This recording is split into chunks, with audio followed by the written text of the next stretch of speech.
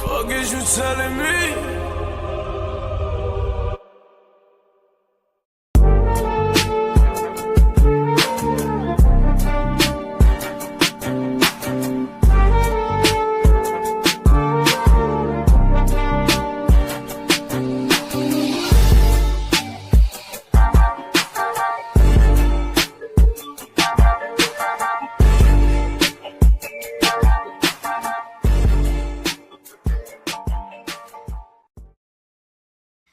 Yes, sir. Yes, sir. You tuned in to episode 9 of Throw the Hook podcast.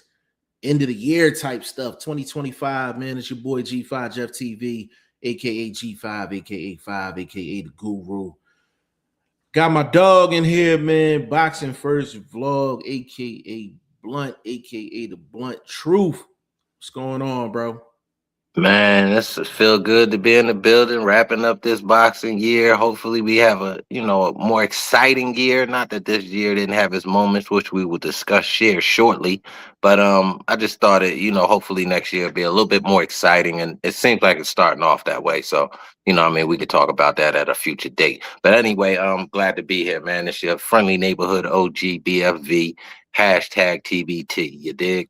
Absolutely, absolutely. And I got my dog in the building, man. Ty Finney, the legend. What's going on, bro? What's going on, man? Happy to talk this boxing, man. Happy New Year's to everyone. Facts. Right back at you. Facts, bro. Facts, man. You know what I'm saying? This show was actually requested, by some folks. So hopefully, we'll get a little crowd up in here, and we could definitely talk about things like. So this basically going to be an award show for boxing for this year, and we got a number of topics we're going to cover.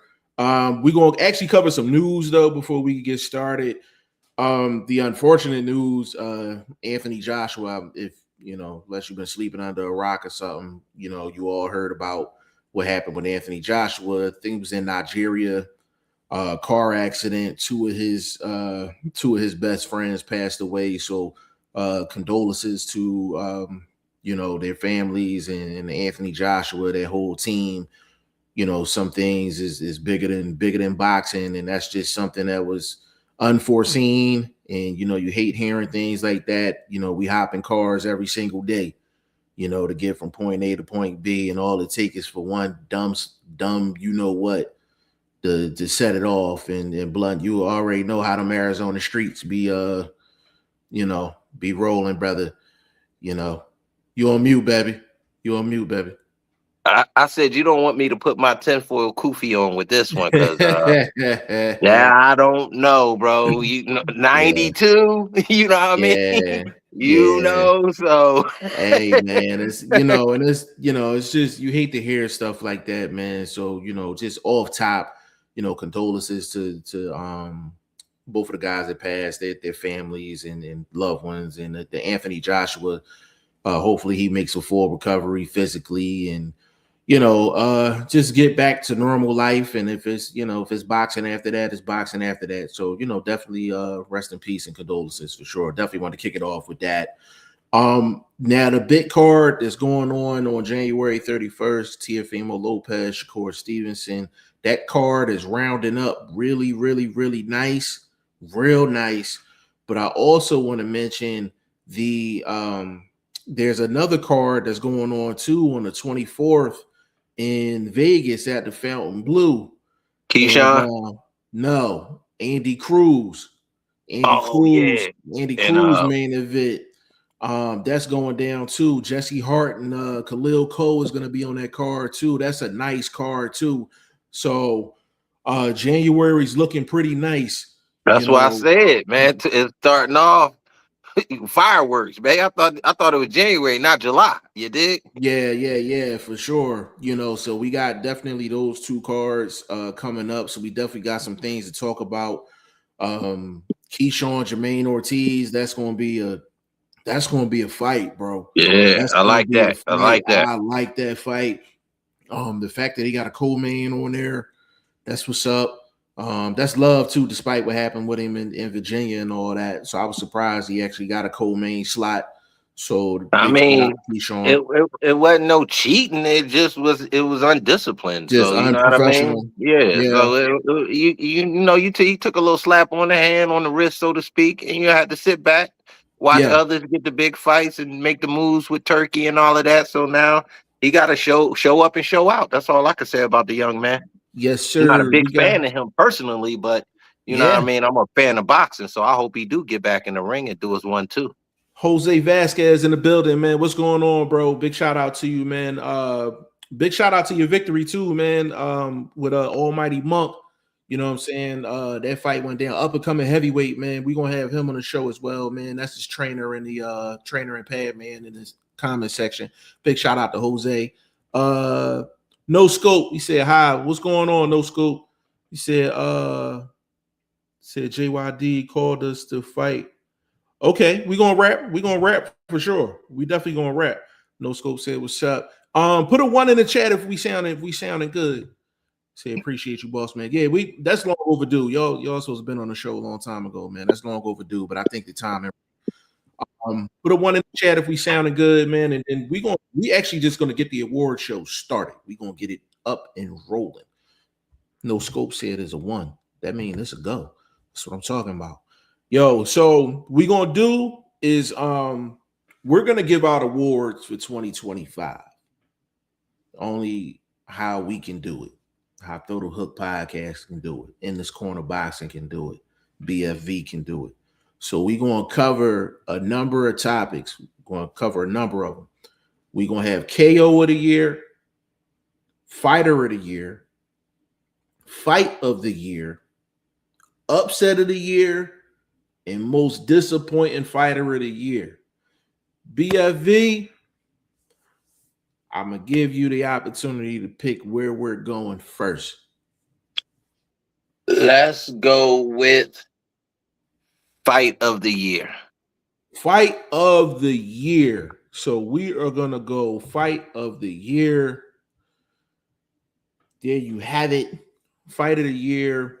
So we've had some great fights this year in 2025. I'm just going to run off the ones that I jotted down, but we can kind of freestyle this.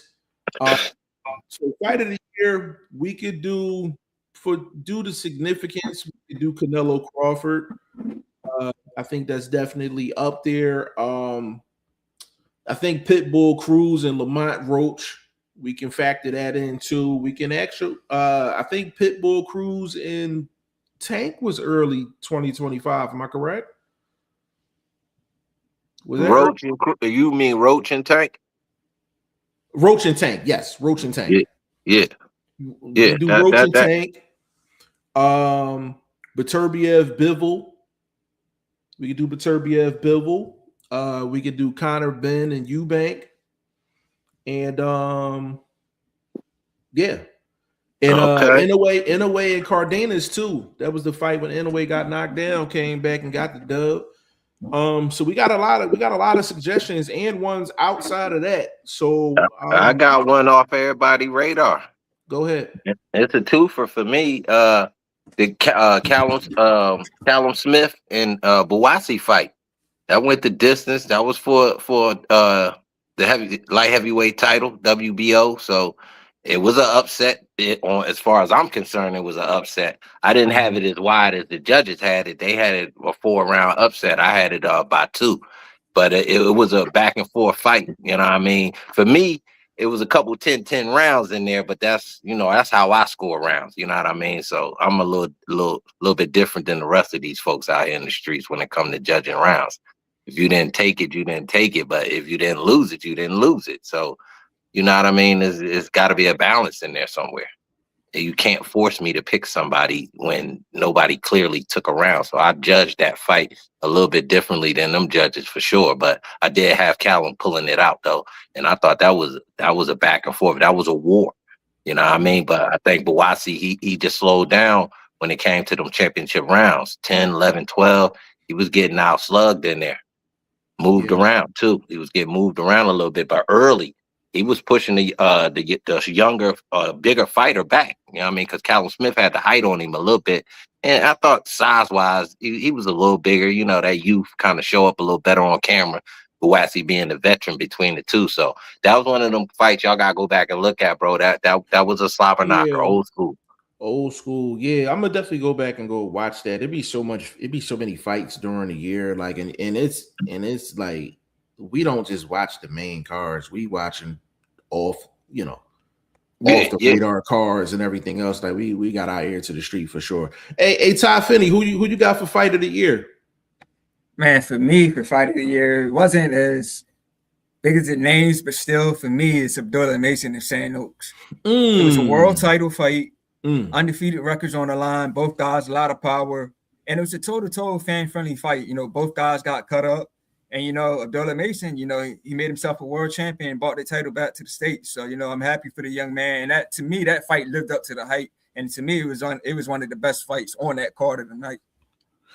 I like that selection. Hold on, real quick, just for shits and giggles. Blunt, what's your opinion of Sam Oaks?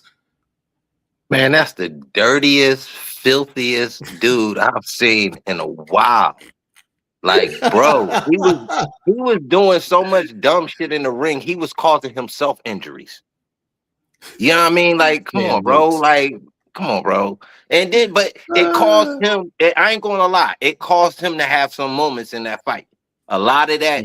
That chippy type of stuff that he was doing because he couldn't deal with the youngster, couldn't keep the youngster off of him. He started getting real chippy. It paid off for him in some of the later rounds where it kind of took a little bit of steam out of Mason. So he did have some moments based on a lot of that real gritty type of stuff he was doing. I don't want to go too deep and really put the hammer on his head right now. So because that's not the topic, but I just thought that was a real nasty fight though, as far as some of the things. I feel you alley-oop on that one. I'll take full. I gotta be honest with it and slam it, but I didn't go as hard in the paint as I should. I probably laid it up. That's all. Yeah. No Scope said I have some motivation for you. Never give up, even if it's a hard time.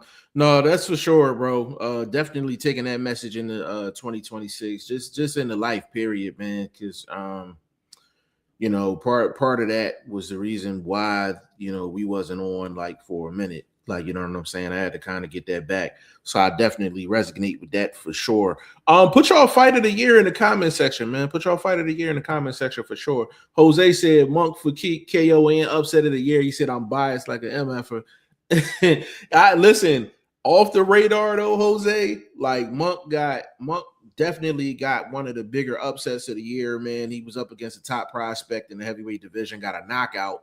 And he also had knockout of the year in that same fight. It was a twofer.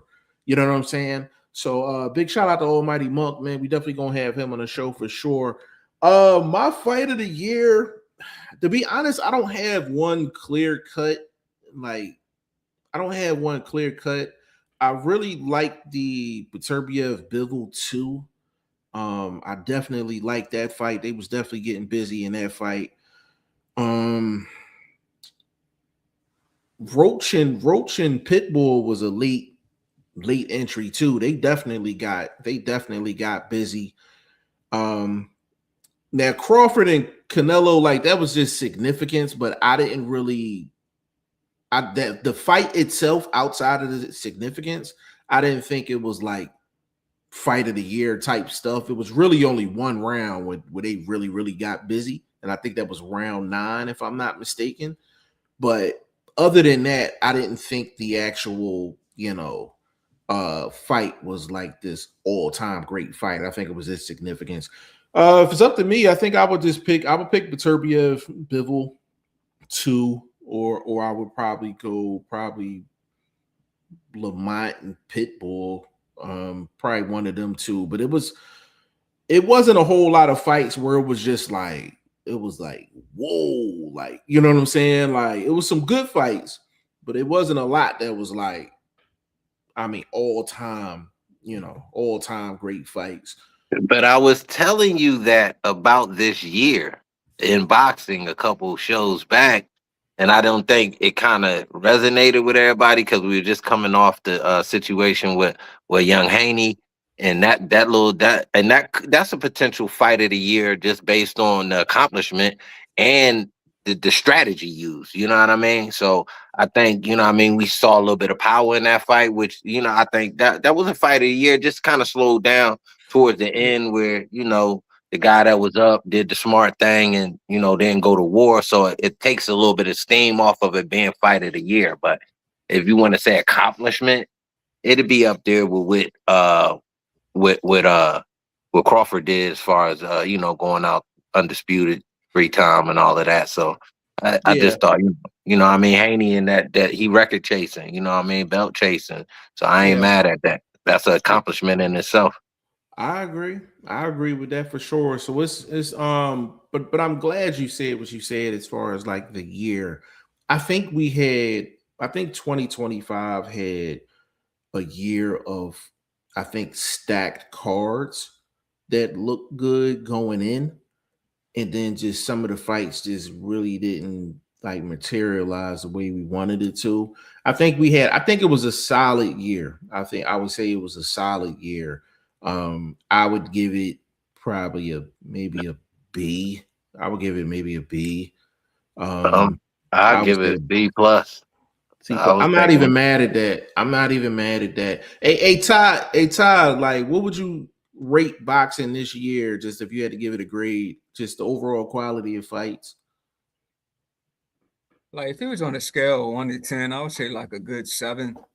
Like a 7? Like, like a 7. I wouldn't say it was the best. I know, like the past years, we had a lot of undisputed. I can't really recall if we had a lot of undisputed fights this year. I know that sounds like a C plus to me, don't it? Sound like a C plus. We on the same. Yeah, 7. But I would say it was like you said, it was a lot of good cards. We had a lot of good cards for sure, but I can't say if they all really lived up to the hype though. Okay, all right, that's fair. You know what I think hurt it too? This reconstruction with the streaming and people actually losing they visual platforms such as Top Rank, such as PBC. So I think that hurt boxing for this year. Hopefully, whatever DAZN got going on with letting everybody come to their platform with their fighters and whatever they worked out on the back end. So hopefully that continues to grow. Hey, bro, I'm going a little off topic here. Can I pitch something your way real quick and we can get right back to it? I'm glad you said that. And I was kind of thinking about this. I kind of want to get y'all opinions on it. So with Turki Al-Sheikh and DAZN, it's, you know, it's two different piggy banks. You got the Turki Al-Sheikh piggy bank and you have, you know, the DAZN piggy bank. Now, Turki Al-Sheikh is basically kind of the big dog in the sport.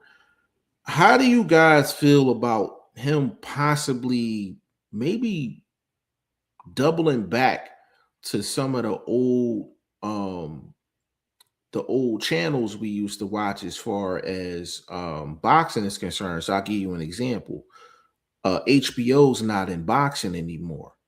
But I think they're not in boxing strictly because they were being controlled by Al Heyman. They had no creative control and they were basically losing a lot of money. But whether you like Turki Al-Sheikh or not, I think it's safe to say like he don't like garbage fights. Like he gonna put some fights together.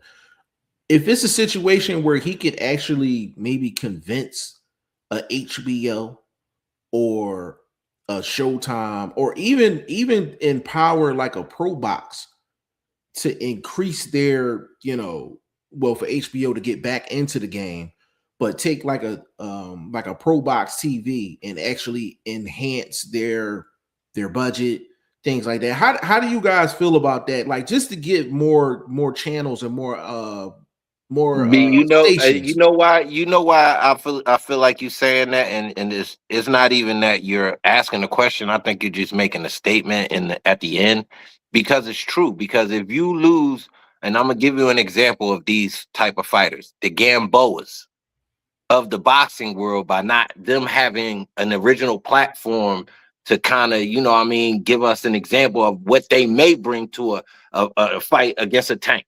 Like, so if we didn't know who Gamboa was and what he was able to do in the ring, we probably wouldn't have thought highly of a victory like that again with Tank when he beat this cat. So if we don't see them type of fighters at the pro box level and them actually getting some decent views and support to be pushed out there, it's going to hurt in the long run, because everybody just going to awfully be looking for the Crawford boots and the Crawford and Canelo Charlos, or the boots and the Charlo. Everybody going to be looking for them type of fights all the time. Yeah. Hey, Ty, how you feel about that? Like just having like a Turki Al-Sheikh, maybe using a Pro Box TV to kind of put on more fights, or to maybe empower like a Pro Box TV or something like that, just to get us more fights and more balance in terms of where we can watch our fights. How you feel about that, bro? I think it's a good move because, you know, Pro Box do put on a lot of fights, but it's not like the names that we really know. Like Pro Box got a card coming up right here in Maryland. Right at Maryland Live, but try to put his cards together all the time. So facts. Yeah, I think it's a good move, but I think that Turki, he likes to try to mix it up. I think, like, for instance, when he had that Ryan Garcia-Rolly fight, a lot of people didn't like that. You know what I mean? It was in New York, but it was outside. Wasn't a big crowd. And then I know Ryan was saying like he really couldn't perform because of the, you know, pulling up in the cars, you know, not the big crowd. It was just a different atmosphere. And I seen a lot of pro fighters talking about that too. Like I understand Turki was trying to do something different, but I think that really backfired. Yeah, you know what? That's a good point. That's a good point too, because and to be clear, look, you know where they did that same thing. That's when he had that 8-hour card and it was outside. It was in the stadium, but technically outside. That was a terrible, terrible card, bro. First of all, it's too long. And why is everybody outside like that? Well, I didn't have a problem with the outside thing when it was COVID. I didn't have a problem with it when they had it. No, that wasn't COVID. No, I know what you're talking about. I'm talking about something separate. Oh, okay. Yeah, like when they was outside, like during COVID, and they was at the Eddie Hearn mansion and all that. I was just like, all right, that was cool. Like that was all right. But that's not the first time that's happened. Eddie Hearn actually tried that. He was in the Midwest, and he had a boxing ring in the middle of a street, and they were coming out of the hotel, coming to the ring. So they've tried to get innovative, but I think you can't get innovative with those big names. You got to keep it traditional. You got to be in the stadium. You got to be in the arenas, because you got to make the money make sense. The money got to make sense in a situation like that. So Ty, I actually agree with that. I think some of the ideas that they've had, like, is good for the lower scale. You know what I'm saying? But not for a Ryan Garcia and a Rolly. So I actually agree with that. I agree with that for sure. All right, so you know what? I'm gonna pick the next one. Let's do KO of the year. Let's do KO of the year. We've had a couple of good knockouts. We had a couple of good knockouts for sure. The ones I have on my list, I think we're all gonna pick the same one. I'll take that back. No one Blunt. He probably got something else cooked up. KO of the year. We got Frank Martin versus Francis Bartholomew. That was a nasty knockout by the Ghost. Big shout out to Frank Martin too, man. This Francis Bartholomew can be a boring fighter sometimes, but it's hard to get that type of a KO on him. Like, he usually goes a distance and makes fights look ugly. So definitely that fight. Joseph Parker versus Martin Piccoli. That was a nasty knockout too. That was he had him doing the stank leg in that fight. That was a good fight. If you didn't see the short I put up, I definitely put a short up of the knockouts for the knockout of the year. Also Fabio Worley versus Honey. That fight, that was a big knockout. And then Brian Norman Jr. versus Jin Sasaki out in Japan.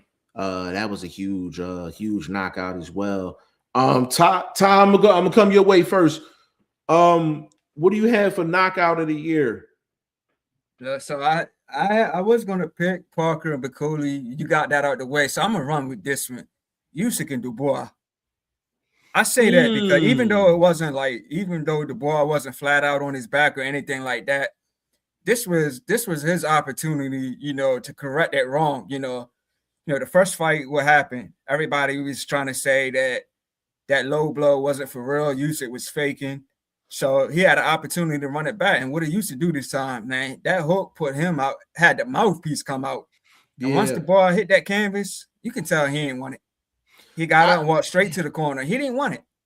So Usyk solidify himself, as that guy in the heavyweight division. So to me, that's one of the knockouts of the year for me. That's an interesting pick. I didn't think of that one. I can't give you that, bro. I can't give you that. Hold on. What you got, bro? Stopped this dude before. It's easy. You got to give it to Norman. He did that in old boy backyard, which in their estimation he had to do because they was worried about the cards. So that to me, when you go to somebody's crib and knock their ass out, he could have went to dude's house and basically baked the cake and laid up with his broad if he wanted to. Like, you know what I mean? Like somebody had to console his broad. You know what I mean? So I'm just saying, bro, like that you hands down, even though he turned around and, fell at the bad end to a fight of the year contender for me. But, I mean, I got to give him his flowers where they do. That's for sure KO of the year. One shot. Yeah, that was definitely. And he put a little bit of boxing with it. It wasn't just I'm a mauling with my power and overwhelming. No, he set that up. Yeah, you can see the parry before the hook. Yeah, you can see the parry before the hook for sure. He gave a look. He gave a look going like he was going to the body and brought it up top, man. It was a beautiful shot, man. In terms of just being a nasty knockout, I would definitely say Brian Norman and Jen Psaki. I mean, that was one of them throwback. That was one of them throwback knockouts. Like that joint was absolutely nasty. And KO of the year is always trumped by a knockout like Brian Norman's. You know what I mean? Like that was one of the nastiest knockouts you're gonna see. If I did a show 5 years, the best knockout of the last 5 years, that would be in the top. Yeah, that's a decade. That's like, remember when they used to say dunk of the decade?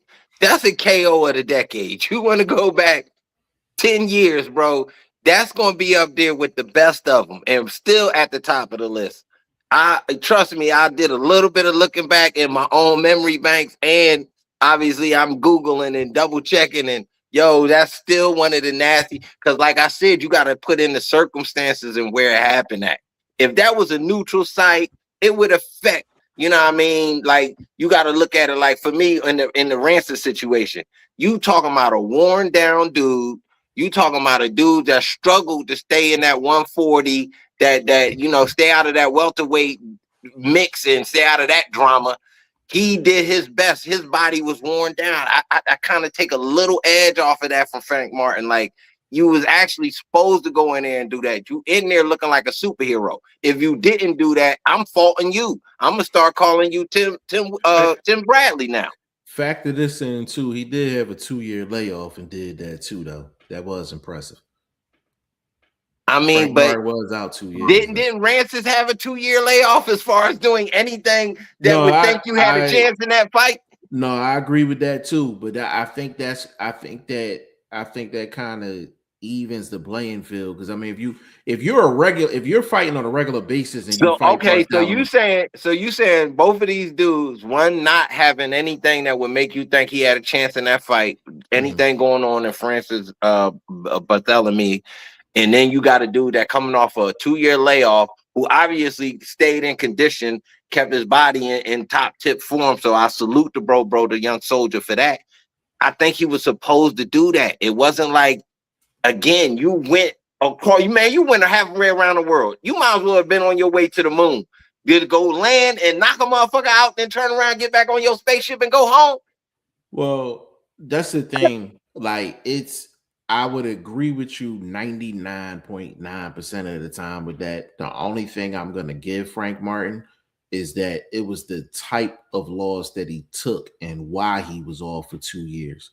Like he had one of them classic knockouts too. Yeah, he got starts. That's why I said even his knockout. That's why I said I give him credit. I give him credit for what he did to Bartholomew, despite Bartholomew being on the downside. So what's your vote then? You argue? Oh no, my vote. No, I really just wanted to kind of just mention that, but it's for me clearly is Norman and Jin Sasaki. Like it's that's probably the clearest. You the champ. He was the champ. We gotta forget that. The champ said, I'll take his backyard. A little different situation with the Haney joint, because the Haney situation, that was pre-negotiated for him to have to go back there and defend that belt. So it wasn't like it was his choice to say, yeah, I'll go fight you in your backyard for this undisputed situation. So that's a little different than what Norman did. Norman went over there to defend his belt. So, and you blitzed this dude. It was a little chippy fight, you know what I mean? They both had their little moments. To that point, Norman was a little bit frustrated that he couldn't get off until he just timed it. He made something happen. To me, that's KO of the decade, bro. I'm still looking for something better than that. Yeah, I would pick that just off the violence of it. That was just very violent. That was a violent. And then you combine the whole situation. This wasn't no regular 10-round fight. This for a belt. You know what I mean? Championship fight, road game for him. Yeah, all of that. That's man, major. Yeah. Hey, Ty, we gonna leave it up to you to pick the next topic. We got most disappointing fighter of the year. We got fighter of the year. And we have upset of the year. Which one we going with? I'm gonna go with upset. Upset of the year. Upset of the year. So I'm just gonna run off a couple of upsets that we had in 2025. Of course, you guys can bring in selections off of the list. Rolly versus Ryan Garcia. We had Caleb Plant versus Jose Resendez. That upset happened. Joseph Parker versus Fabio Wardley. That was another big upset. And Kelvin Davis and Nahir Albright. That happened in 2025 as well. So, of course, obviously there were some other upsets as well. So, Ty, I'll let you kick it off. What was upset of the year for you? And for me, it was definitely Fabio Wardley beating Joseph Parker. I say that because I look at it like this. I know Joseph Parker's been stopped before, but to me, with the way his career was going, the solid wins over Bacoli, Wilder, Zhang, I looked at him as the guy that was going to be challenging Usyk. He was going to get a title fight. So I've heard from pro fighters that said Joseph Parker behind the scene, he works hard. Hard. That's why he has so many wins in a row. So just him getting stopped, but at the same time he gets tested positive for cocaine. So I'm like, So what are you doing? Like if you on a collision course to be fighting for undisputed, what you doing? You get stopped and you get tested positive for cocaine. So for me, that's definitely the upset of the year. Yo, I think Joseph Parker I think he's a heavyweight fighter. I think he a drug lord. I think he a corner boy. I think he work in the drug house. I think he chopping up dimes and quarters. I think he do it all, man. Wherever the bag is, that's what Joseph Parker going to be at. What you call him? Pusha P? Yeah, that's Pusha P. That's Pusha P. That's Pusha P right there, Pusha Parker. You know what I mean? But no, that's a really good choice. And Todd, I'm not saying that's my upset of the year, but the reason I had one of them, that fight is one of the options, is strictly because of Fabio Wardley to get the actual Joseph Parker opportunity. He had to upset the fight before that to even get the Joseph Parker fight. So Fabio Wardley, he was on an upset streak that year. But no, Joseph Parker was the odds-on favorite to get a heavyweight title shot at the time that happened. So I actually like that one. Vlog, where we going with it? I must not be in the right ballpark. How is Haney not the biggest upset of the year? We just gave this dude knockout of the decade. And then you going up against a dude coming up in weight after struggling at 140. Can I ask you a question? Yeah. I don't think that was an upset, Vlog. I think Haney was the favorite. Haney was the favorite. I might be wrong. Let me finish. Hardcore boxing fans knew that Haney was going to win that. All right, bro. But the hardcore boxing fans ain't the only fans that feed this sport. So the sport, based on the numbers, he came in as the underdog. He ended up as the betting favorite. So yeah, after we got in the streets and told people what's what, people probably started listening and they switched their numbers up. So it has to be upset of the year. After coming off his performance against Ramirez, why wouldn't you think he'll get out there and get dog walked? Struggle. At least do more to holding on than we would think that he ended up doing. He did it a little later in the fight, which was smart still to me, but he did it a little later in the fight. If you pay attention to that fight, it was old boy holding on. After he got close, couldn't do nothing, he started tying up because he didn't want that smoke when Devin would back up out of there and hit him with some combination shit and slide up out of that infighting that was going on. He didn't want none of that, so he tied up and let the refs come break it up. So Dev paid back later once he locked the fight up. That's upset of the year to me. I'm glad y'all brought this up. I'm so glad y'all brought this up. And I figured y'all two was going to bring this one up. I didn't even put it on my list. I brought it up. I know. I didn't put it on my list because I was confident one of y'all two was going to mention this fight. Oh. Here's the thing with Devin Haney and Brian Norman Jr. And I think both of you guys articulated your points well. You have the hardcore boxing fans that are borderline in the sport. Like, if you know X's and O's and strategy and things like that, you probably weren't buying into the Brian Norman Jr. is a monster and he's like this clear favorite, right?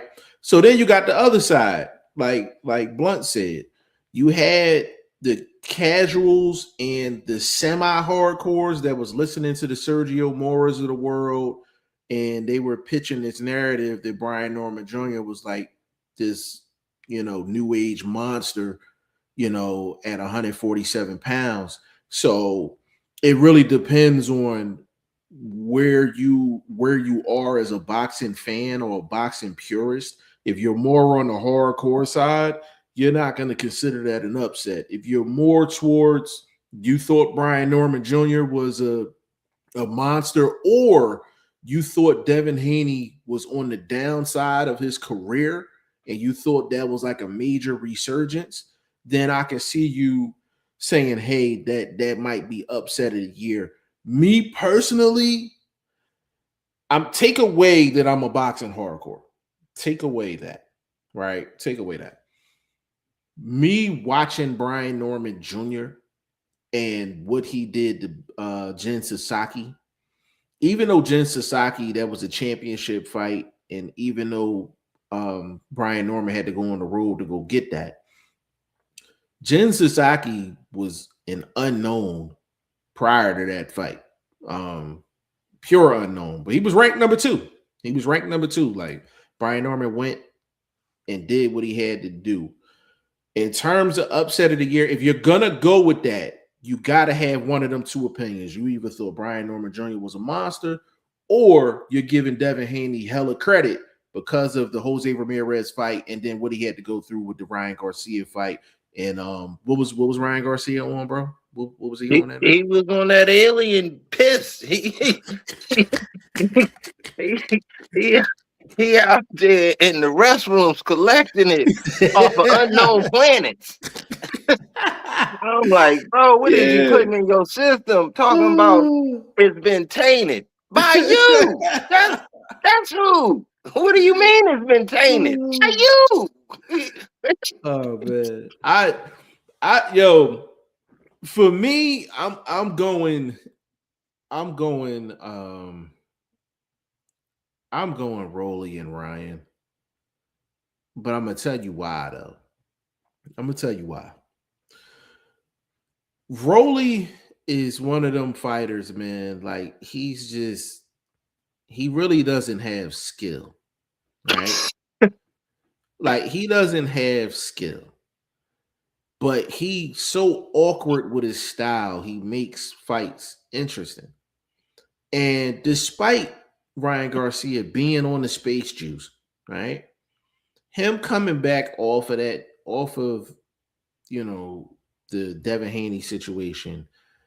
The reason I'm picking this fight as upset of the year is because Rolly messed up some major money. He messed up some major money. That was supposed to have been a Ryan Garcia win. They wasn't even treating Rolly right going into the fight. If you listen to Rolly's interview after he won that fight, he was saying Turki Al-Sheikh and that production team was doing some real shady stuff behind closed doors going into the fight. You know what I'm saying? Basically letting him know that he was definitely B-side. And they do that on every card, but he said, he thought it was a little excessive. But we were supposed to get Ryan Garcia, Devin Haney too, no space juice in 2025. And Rolly Romero said, hell no. Like, that's not happening. So, and I think the odds too was like, I think Ryan Garcia had to been like a 6-1 favorite or something like that. So it was big. It was a question. What's in Devin is in this equation that you were speaking of. Mm-hmm. What is a better accomplishment for the year for him? Saying one or the other happened and what the outcome of it happening. The rematch with Ryan Garcia or going up and winning the welterweight title. What is a better accomplishment for the year? Saying either of them happened.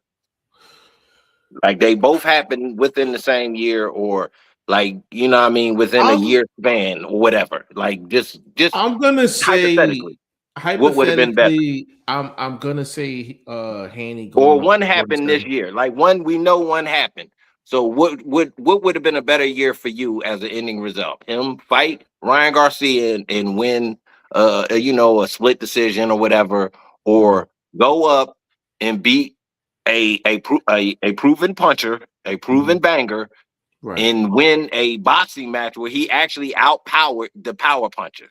Hey, Ty, you want to answer that first? You want to get at that first? Say it again, Flo. What would be a better accomplishment for this 2025 year? Which one would you pick and say, okay, that would be fighter of the year based on doing that this year? I would say definitely going up to 147 and beating Norman, because if you think about it, this is a new weight division. Norman's a champion. He's a power puncher, and he goes up. He doesn't take no soft touch. He goes straight in there with a champion, drops the guy, beat him easily, and now he's a champion in a new division. So to me, that's way bigger accomplishment than rematching. Like that supports Ryan. Ryan's never been a champion. That supports my argument towards Jeff picking Rolly as an upset. First of all, is he really upsetting a fighter that we know is a proven juicer? So now you got a fighter having to come off the juice. Are we expecting for him to perform at his best? Can we say we've ever seen him at his best? We don't know what his best is because he's been juicing. Can I answer that? Yeah. That just goes to show you how much Rolly is cheeks, bro. Or is it Ryan? No, but is it Ryan that's truly cheeks? So can you really give Rolly that credit? We can look at it your way too. I'll look at it your way. Let's just say Ryan's cheeks, and let's say Rolly is cheeks. Ryan was still a 6-1 favorite.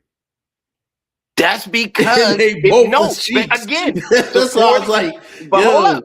supporting my understanding that these casuals that set these rules and all of that don't know what they're doing, because again, Devin Haney came in as the underdog. He ended up as a slight favorite. Hey, bro, but you know, skill wise, you know Haney had the better skills, right?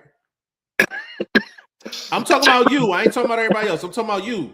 Yes, but his power had always been in question because of the shoulder situation, and we hadn't seen anything since he knocked out the skinny boy with the uppercut. Hey, yo, but that was icing on the cake, though. Him getting that knockdown was just icing on the cake. I'm talking about just a flat out fighter. Like you know, if Devin Haney comes in that fight right, he's nobody's underdog. But he was. It was close to even, though. It was close to even. It was close. At the end, right before, hours before the fucking match, bro. Trust me, I was checking. Yeah, but the thing with Brian Norman, even when he was a favorite, I didn't see anything more than a minus 140, 145. That's the highest I've seen. Yeah, I don't set the numbers as far as whatever they say is gonna be. That's them. I'm just talking about the plus and minus. I'm not knocking the choice. I'm not knocking the choice at all. And there's some people out here that would say Haney over Brian Norman Jr. is upset of the year. I'm just saying, if you're picking that, you have to fall in under one of them two categories where you actually think Brian Norman Jr. was a monster, or Devin Haney had to overcome so much going into the fight that him actually getting the victory. See, that's I don't use words like that. I would have used a power puncher that to me came in as the favorite, coming off the situation he just came off of, feeling good. You outweighing this dude naturally. Why was he the favorite? Because of what he just did. To who? To the betting odds makers and amongst the casuals. No, I'm talking about why he was the favorite. Why? He's the champ. No. All champs don't come in the favorite, bro. You know that. I mean, well, he's the heavier fighter. Bro. I'm talking. Take the, because I know you're kind of speaking for both parties. You're speaking for the hardcore party, and you're speaking for the non-hardcore party. I'm talking about you. If you had to say Brian Norman Jr. was a favorite going in, based on power, but he's faced some other power punches too, though. But he ain't faced nobody that's starching motherfuckers like that. Right. And see, that's what I'm saying. Come on, Jeff. Let's be honest. We can run down Devin Haney's career. He has not faced nobody starching motherfuckers like that. And that wasn't the first starching, bro. What's the white boy that he had, squiggly leg and twisting in the ring and shit? But the thing is, bro, we see guys knocking guys out. But if we don't know who the opponent is, who was the opponent? Who was what opponent? The guy that he knocked out. They was contenders. They was in there trying to get the belt from him. No, I understand. No, I understand that. But I'm talking about put your hardcore boxing hat on. We ain't talking. Who is he? He is I think he was second or third. He was ranked second. He was ranked second. Right. And we know the WBO is a word. They do more they rankings internationally. They don't just concentrate on a Western fighter like that. So their aspect of in their rankings of fighters, you got to put that in based on with your knowledge of the game too, and say, okay, you got to give it to do. Let me ask you this real quick, and I'm not gonna lie, like I'm telling you now, this is kind of a setup, right? This is a setup question. Listen, what would you have had the odds being for that fight going into the fight? Now, I'm gonna tell you the reason why this is set up. I'm gonna tell you why. We had this discussion on a prior show. And we agreed too. And you talking about against the Japanese boy? No. I'm talking about Brian Norman Jr. I ain't gonna lie, bro. I think I had it close to 50-50. I think it was like I had Haney up like 60-40 or like 65 55 something like that, 55-45 something like that. My dog BFV is on point. In the past, he would have fell for traps like that. He didn't fall for it on New Year's Eve. That's what I'm talking about, bro. That's what I'm talking. You get a hand clap for that. We were on a tie. We was on the show. And we were talking about this fight. And this is why I said it was a setup question. Because we were talking about betting on the fight. And I said, yo, matter of fact, Vlog was like, yo, like Brian Norman Jr. is a favorite. And Shane was on the show. And I said, there's no way. There's no way Brian Norman Jr. is a favorite. I said, there's no way. And Ty, you was on the show too, because I was like, yo, like I said, he's gonna have to get more than one knockdown to win this fight on the cards. Like, I actually put it up as a clip. You know what I'm saying? I was like, I literally put it up as one of the clips for the show. Like, in reality, like I had it the same way, bro. I was just like, even an off night for Haney, I still got Haney like 55-45. If he's on, I had it like 65-35. And that was only because of respect for Brian Norman Jr. possibly landing the money shot. And then we wasn't 100% sure about Haney neither, because the Jose Ramirez joint, it was gas pedal city. You know what I mean? It was gas pedal city. These youngsters are in the streets talking about high stepping. That was real high stepping right there, homie. He was high stepping crazy. He thought he was on an escalator. Yeah, man. He was high stepping crazy, man. Like I respect all of them picks, man. But the Haney and Brian Norman, that's definitely an interesting one for sure. And definitely there's a lot of people that probably feel like that's we'll see what the comments look like. Yeah, for sure. You know, we're gonna clip this up for sure. So we got two more left. We got most disappointing fighter of the year. I think that was it. I think we had fighter of the year. And we have fighter of the year. Which one are we gonna go with? Easy. Let's knock out fighter of the year because it's easy. Obviously, we all know who fighter it is. Of the year. Terrence Bud Crawford. I'm gonna run through a couple. I had some good years. Terrence Crawford, of course. You know, he got the victory over Canelo, you know, made history with that. Inoue is on the list as well. He had having 4 title defenses in a year. I think that's really, really good. You rarely hear that from championship fighters. David Benavidez had a good year as well. Bivol had a good year. Any victory over Beterbiev, you gotta factor him in. And I got a dark horse too. Man. Abdullah Mason. Abdullah Mason had 4 fights this year, capped it off with the Sam Noakes victory. He's the youngest champion in boxing at the age of 21 years old. And he had a really, really good year. He also had that fight where he got knocked down twice too and came back and got that too. So I definitely, out of respect for Abdullah Mason and the work he's put in, I definitely got to add him to this list as well. Outside of Crawford, because that's the obvious choice. Outside of Crawford, where would you go? Who would be second on your list? I ain't gonna lie, bro. It would be Lamont Roach for me. Because I thought he got robbed. So this is if any of the real, if it's some real journalists, this is their point to reward a boxer, giving him fighter of the year. So you're giving him fighter of the year for 2 robberies? For 2 robberies where they clearly victories. Even in the fight that he got knocked down, legitimate knockdown against Pitbull, and he still won easily on them cards by 3 rounds. Ooh, wow, that's a take. So you have Lamont Roach. That's fighter of the year. Wow. For 2 draws. He clearly won both fights easily by a combined 5 rounds. Now, I'm not arguing whether he won both fights. I felt like he won both fights. So you're That's two of the biggest.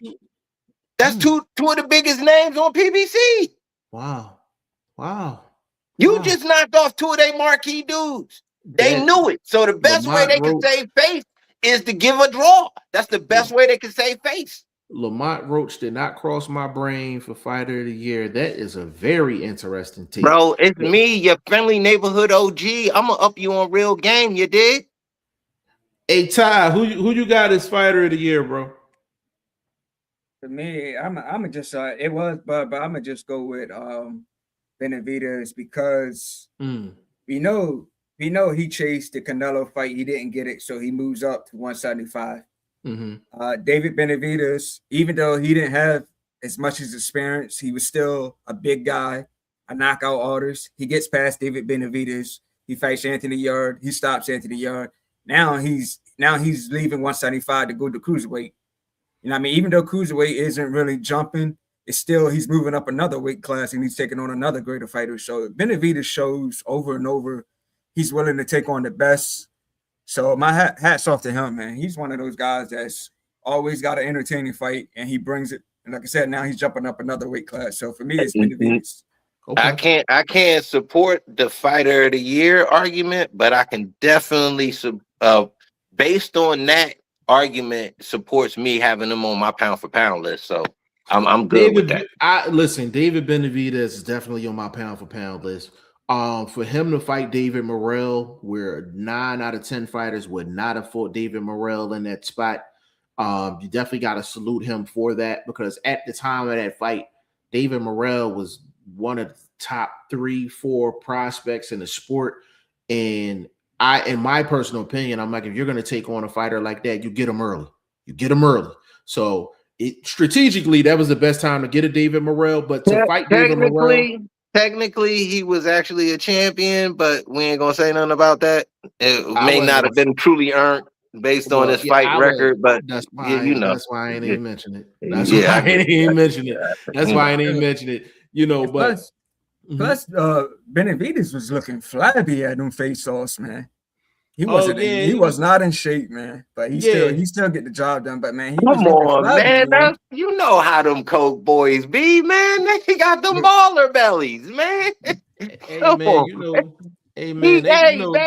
I'm sure him and your boy Parker, they know how to, do them what's up, Matt messages. Listen, shout out to Benavidez. He definitely on my pound for pound. And nice comeback from that situation too, though. Yeah, and what he did to Yarde too, that was impressive as well, man. Because Yarde is a good fighter, man. He definitely.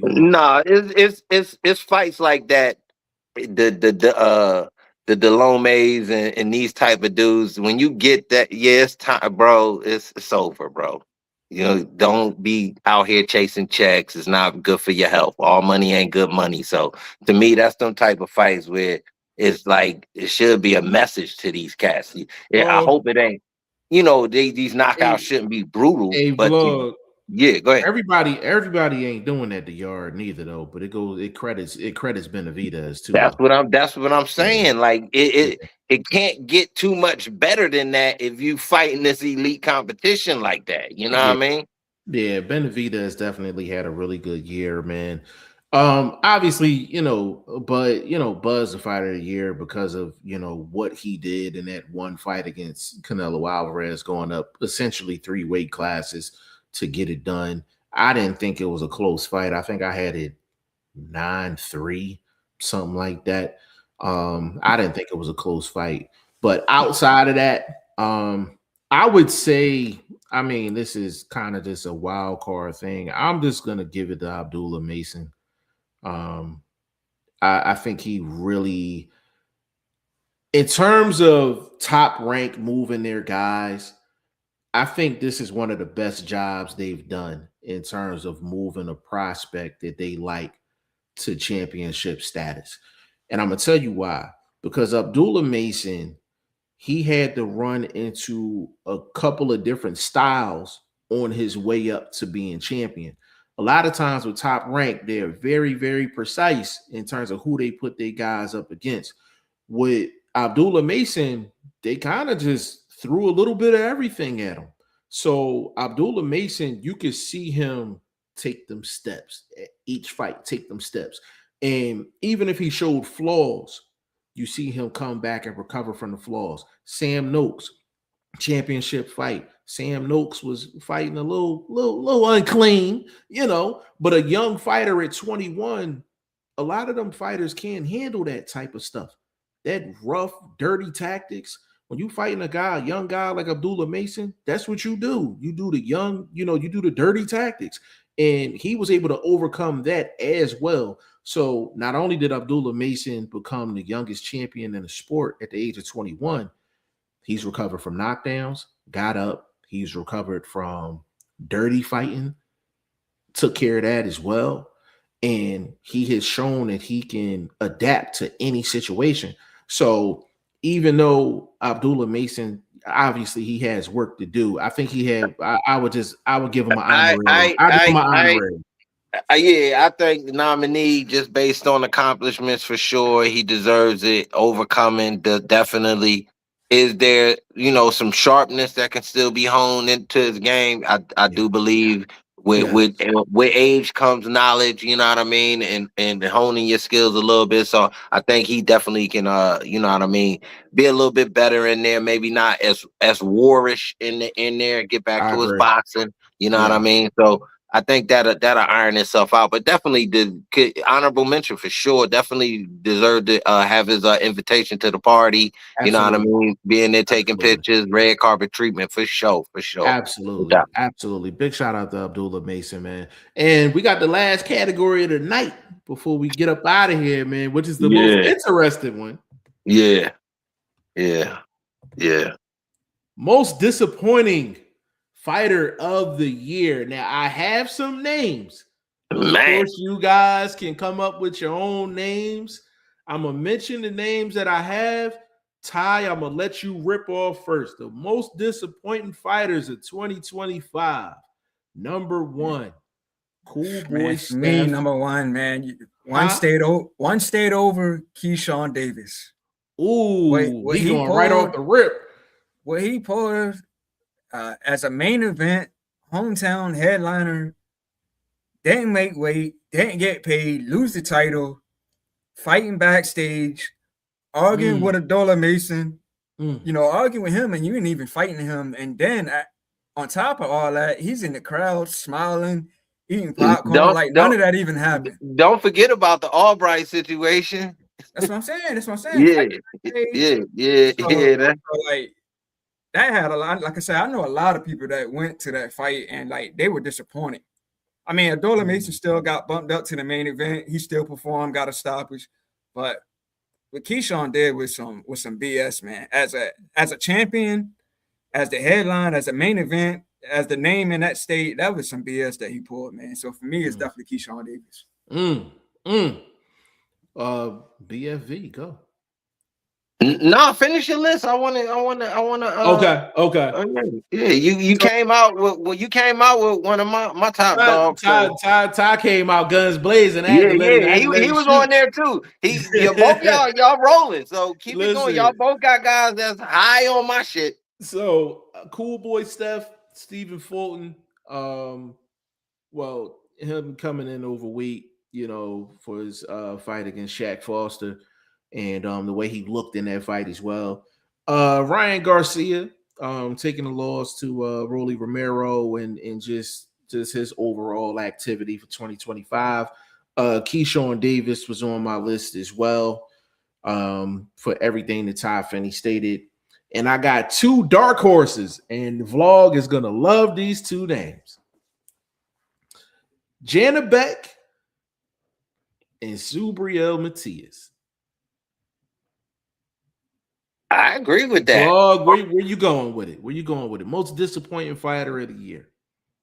Number one for me was Cool Boy Steph. And it wasn't, to me, it obviously has to do with the weight, but just your performance, bro. Even if you're a little overweight, you still got to box. You still got to show skill, some defensive ability. As you got heavier, it seemed like you started lacking that shit. When you was at 122, I seen you dipping out of the way, countering and getting some steam on your shots and looking real sharp. But the heavier he got, the more out of control his weight got. Just seemed like his sharpness as a true, tactician in there just fell off, bro. So he's definitely high on my list.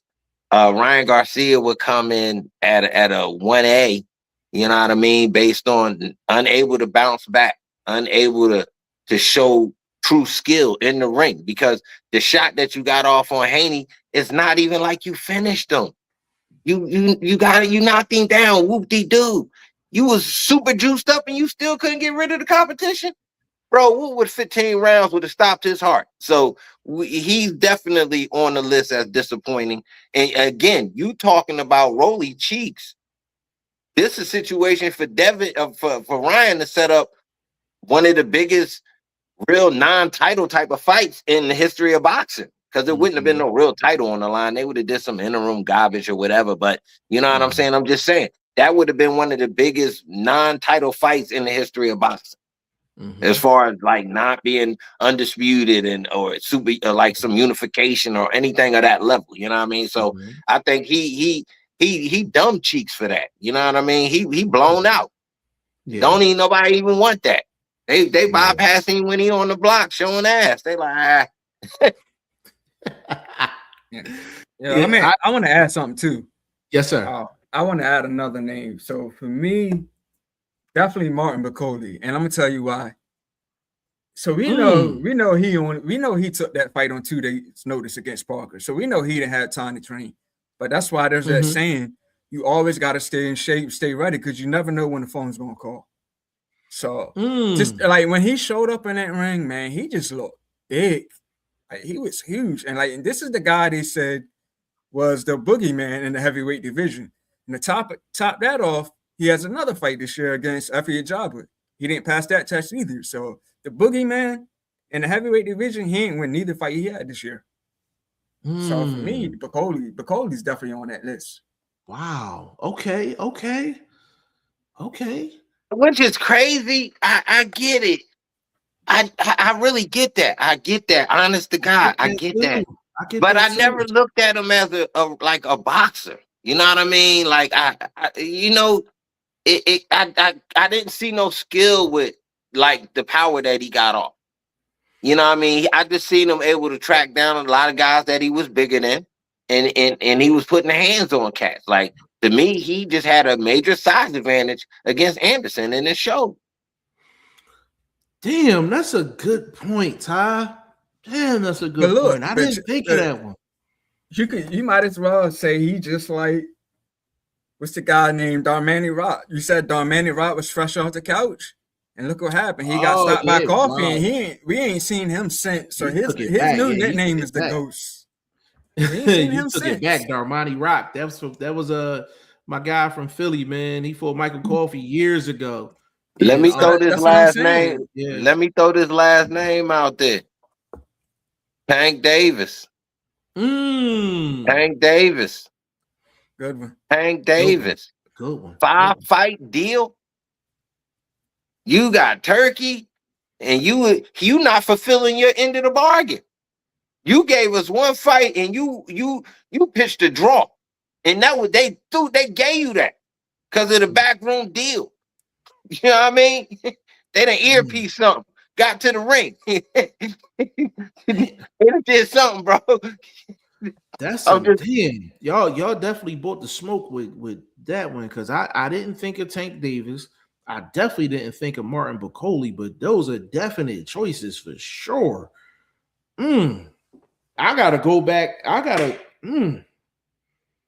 I don't even know who I have as the most disappointing fighter of the year now, since y'all brought them two up, because they're both legit points. And Ty, I want to speak on what Ty said, because with Martin Bakole, after the Jared Anderson win, like he was supposed to another reason why that point was so good is because with Martin Bakole, you get a win like that, you got to be strategic in your moves. Why are you even taking that fight with a couple days notice? That's disappointing. You know what I'm saying? It don't matter how much of a role you're on. Like for him to take that fight with a couple days notice is crazy. That's when you believing in your power too much and you're not a real boxer. But that goes to show you he never set his power up. He never did anything that was learned in that gym. They probably worked on his conditioning, heavy bag punching. They ain't in there strategizing and really teaching him the fine nuances of the sport. The thing I like about Bakole though is he throws a lot of short shots, and that's a dangerous individual to be in the ring with. Somebody that big that throws short shots and they can generate so much power off of short shots. But Big George Foreman was like that, short shots. And that torque on the shots was so crazy. But for him to be on that level after that Jared Anderson fight, and for him to take a fight on a couple days' notice, that's disappointing. That's disappointing to his team. I'm sorry. I'm not taking that fight. I'm not taking that fight off a couple days' notice, not a couple weeks, a couple days. And they know he was that. They know they had to go get him from the bar the past weekend. He was big, like when they were just doing the announcement, saying the names, and they showed that camera on Bakole. I was like, bro, he's big, like he's huge. Yeah, it's like he didn't train. It's like he didn't train, like he didn't do anything in the gym prior to that. He was in there holding the bag for everybody else. Hey, Ty, yo, and you can tell he took that fight on a couple of days' notice. Did you see the boxing trunks, brother? Man, the boxing trunks was crazy, bro. Terrible, bro. Listen, the dirty YNs and all that. They get them checkered boxes from the Poppy store, and they dirt ball as soon as you see them. Like he had them on for trunks. I was just like, yo, I said this is some nasty work. I was like, they got him off the couch a couple days before the fight. And he come in with the picnic basket shorts on. I was just like, oh man. I'm like, that was disappointing. That whole process was disappointing. And you know what? Him and F.A. Ajagu, that was a good fight too, though. Not fight of the year, but that was a good action fight too, though. That was a good fight. I was surprised F.A. stood up under that shit. He didn't really get nothing super clean off. He didn't. He just wasn't clean enough. Yeah, I'm surprised too. Damn, I guess I got to pick somebody. I can't pick Cool Boy. I can't pick Cool Boy, and I can't pick Keyshawn. I'm gonna go with Janabek, yo. I'm gonna go with Janabek because not only did he get popped for the Space Juice, but lost his title, lost his fight on one of the biggest cards of the year, got stripped, and lost the ring belt on top of that. And he has no fan base. So and it's one of the lighter divisions in the sport in terms of champions and just up and coming guys. Can we also blame him for the Bud retirement? You want to throw that in there too? Yeah, we can blame him for part of the Bud retirement as well, because that was one of the targets for Bud if the WBC thing didn't happen, for him to go undisputed in another weight class. So Janabek, he screwed up some possibly historic fight, unification fight with Bud Crawford down the line. I think he'd have had his difficulty with Laura anyway, but to lose your belt off of testing positive for the Space Juice, and who knows how long he's been on the Space Juice. His career is basically on the downslide. And it's nothing more disappointing than you losing your belt because you can't stay clean. And then you don't have an army full of fans for you to bounce back. At least with Keyshawn, he screwed up the event. Keyshawn's a popular fighter, and on top of that, he's a good fighter. And as far as we know, he's a clean fighter. So he had something to fall back on. This is what I think happened with Janabek. They wasn't testing early. He looked good, a couple early fights back when they was doing the Friday night fights thing, and they was first, giving us some light on him. Obviously, they trying to set him up for the major type of pay-per-views, big Dazan card, because obviously Top Rank knew they was having to shift over their streaming services. So they were like, okay, you got to clean up because they testing over there.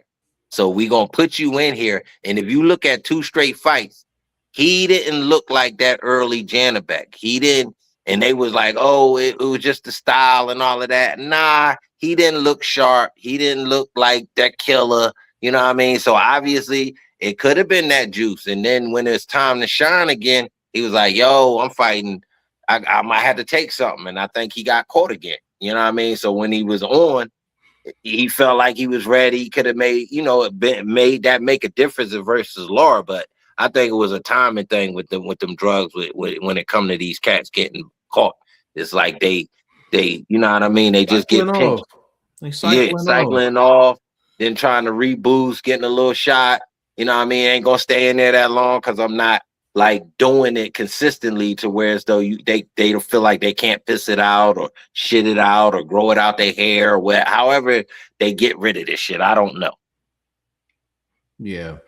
And I'm gonna mention this last thing before we get up out of here. This is not a fighter, but I want to mention the disappointment. The WBC. WBC has been on some bullshit this year. They really been on some bullshit this year, man. Subriel Matias, he got tested positive for the space juice, and he's fighting January 10th. And the explanation the WBC has given for that is absolutely insane. Okay. The second thing is Cool Boy Steph came in overweight, unprofessional, couldn't win a title. They put up an interim title at 135 just to give Stephen Fulton an opportunity to win a belt in a third weight class. That was some nasty work.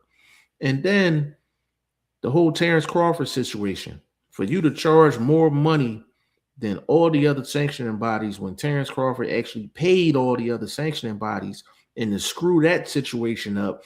And on top of that, them just charging a lot of sanctioning fees to a lot of these hardworking fighters, more than the other sanctioning bodies. We get it. Sanctioning bodies are going to have some fees and things like that. We get it. That's just a part of the sport.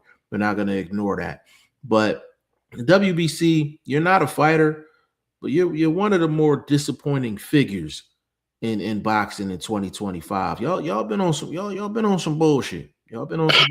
Y'all been pulling off some nasty work, some real nasty work. And I really wanted to get that off my chest. I agree with that. What you got, Ty? Man, I was just gonna say this. I mean, this guy isn't like a big name or anything, but I just want to throw this in there. Cornflake LaManna, he's had a lot of shots on the big stage, and he's came up short every time. He's came up short against Laura. He's came up short against Coda. He was stopping both of them fights. And I was watching them interviews with YSM, and he was saying, he was going to shock the world. Charlos had all this inactivity. Cornflake's been on a nice streak. Of course, fighting guys we don't know, but his record of inactivity was nice. And he gets in there like this. To me, this was his last hurrah. You got one more shot to make a name for yourself on the big stage, and he gets dropped and stopped. So I'm like, to me, like, I'm real disappointed in Cornflake. So now he's back to fighting at local venues in New Jersey. Yeah, I think and that's interesting that you said Cornflake LaManna, because Cornflake there's a lot of cornflakes in the sport of boxing in terms of guys that have average talent, average at best talent, and they get these opportunities, but they're the ones that get the most opportunities. The ones that got the average to less than average talent, they have somewhat of a name or somewhat of a movement, and the better fighters are calling them out as stopgap fights. But you want to see them just rise to the occasion one good time. And with them, the one thing I'll say, Todd, is that I don't ever expect for them to get the victory. So I don't ever get too high up on them for me to be disappointed. Let me wrap the show up with this. I'll be in these boxing streets. I'm back. I'm getting ready to get off the porch. You know what I mean? So check for me coming in the next year. Probably start the channel back with my top 10 or something like that. But check for me here in the next week or so. That being said, though, I was in these streets here lately, you know, just peeking from the porch or whatever, you know, I had my binoculars on. And I heard Boots' name on the list for disappointing fighters. I disagree based on this. It's not his fault that there's ducks in the ocean. It's not his fault. I wouldn't say that though. I mean, I was there at the Stanionis fight. That was, that was what for Tiger, right? And he stops this guy. Yeah. Yeah, but no, that technically they talking about 25. I think that was the end of 24, wasn't it? That wasn't 20. That wasn't early 24. He stopped Stanionis back in April. That was April. Yeah, he stopped Stanionis in April. Yeah. I think that was Stanionis. Yeah. And then the jump up, that's why I said it don't make no sense. But they talking about, the big names. You know what I mean? I think. That's who I forgot for my list. Virgil Ortiz. That is who I forgot to mention for my list, y'all. I didn't finish my list after Tank, but Tank is right there at the top. And I had a couple little underlings and shit, Steph and all, Steven and all of them. But yeah, Virgil Ortiz is definitely on the list. So I'm gonna finish it with that. Boot shouldn't be on nobody's list. That means your list is trash. I think Virgil Ortiz is Duck of the Year. I'll definitely give him that for sure. Yeah. That wasn't a category, but I'll definitely create it. Virgil Ortiz is definitely Duck of the Year. And to have Boots come out there to that fight that he had against Erickson Lubin, to have him hop into the ring, to have him do a face-to-face, and then when you get in the back at the press conference, you talking about your dream fight is Errol Spence. Like that's nasty work, bro. That's nasty work. That's duck work. That's DuckTales, bro. That's DuckTales work. You know what I mean? Like that's nasty. What'd you say? Scrooge McDuck is running the camp over there.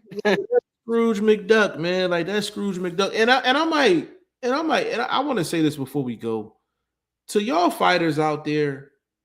If y'all not interested in a certain fight, y'all be better off just coming out saying like, "Hey, like that's just not the route that I want to go right now. I'm going in a different direction," and I'm okay with that. Just embrace a duck, but embrace the duck. It's just a little baby duck. Embrace the duck, because what's going to happen is if Virgil Ortiz and Boots don't happen, they're going to blame Boots. They're going to blame Boots. And then when Boots takes a fight to stay active and stay busy, then they're going to criticize the opponent. Criticize the opponent. That's like blaming the shark for not being able to catch a duck. It's like, come on, bro. It's the ocean. Like, come on, bro. Like, what you want this man to do? Yeah, Virgil Ortiz is definitely Duck of the Year for sure. Like that's not even close. But he does have an opportunity to redeem himself in 2026. Sign that contract, brother. Sign that contract. Get that. Plenty time. Year ain't even got started yet, bro. It's money time. Yeah, we gonna give you a little bit of leeway. If you beat Boots, then get Spence. How about that? I ain't even mad at that. How about that? Hey, man, this was a great show, yo. Appreciate you having me on. Hour 23, long, man. 2025 award show for Throw the Hook podcast, man. Ty Finney, the legend, man, definitely did some really good work in 2025 in this corner podcast. All the interviews you've done in 2025, man. What do you have in mind for 2026? What do you got cooked up? What you trying to do? Yeah, man, I'm trying to get back on the interview game, man. Like I've already actually talked to some guys that's actually reached out to me. So yeah, I'm gonna try to get back on my interview thing, man. And hear what these fighters got to say for sure. And salute I would say Darnell Boone, man. Salute to Darnell Boone. Like he's like people would look at his record and say, "Oh man, he can't fight," but you don't know the backside to the story. But salute to Boone, man. He's doing his thing, like he's traveling state to state, like rapping and stuff, like doing stuff, concerts and all that. So he's a man of many talents, man. So salute to Darnell Boone, man. Darnell Boone, for the people that don't know, Darnell Boone is the guy that put Andre Ward on his ass early in his career, man. Darnell Boone was that guy that if you was an up-and-coming fighter or you considered yourself a good fighter, You had to go see Darnell Boone. You had to go see Darnell The Boone. sport wouldn't be the sport without gatekeepers like Facts. that. Yeah, Darnell Boone. Real warriors, you got to prove yourself against. Iron sharpen iron. So salutes to all of them warriors like that in the game. Just your record don't always tell us who you really are. It's what you do by keep coming back. You know what I mean? Absolutely. And then hopefully these cats are not showing the wear and tear outside the ring. But you saying my man rapping, so obviously he ain't showing no wear and tear. So big shout out to all the warriors like that, man. Absolutely. Vlog, what do you have cooking for the channel? Well, I talked about it a little bit a few minutes ago. Like, I'm gonna bounce back. I'm gonna try reintroduce the channel, get back in the mix in 2026. I'm gonna probably start off with a solid top 10. Gotta do a little bit of homework, you know what I mean? And I'm gonna just run from there. Yeah, a little pound for pound top 10. You know, gotta start off 26 with a nice little topic to really, you know, kick up the mix and kick up some dust in these streets. Yeah. Get folks active. And then obviously previews, the fight previews. And I'm coming from more of a strategic point of view, because we like to talk about boxing from an X's and O's situation, because I'm an analyst of the sport that way. And you will see more videos like that where it's really about X's and O's. And obviously, we still keep the lab coats on and we do a little prediction and things like that. But it's back to some real hardcore boxing. Absolutely. Basically, you know, Throw the Hook podcast. Definitely gonna get into more of the interview side of things. That's something I've kind of shied away from, but I feel like it's a necessity. Going that route. So you'll probably see more interviews from me going forward.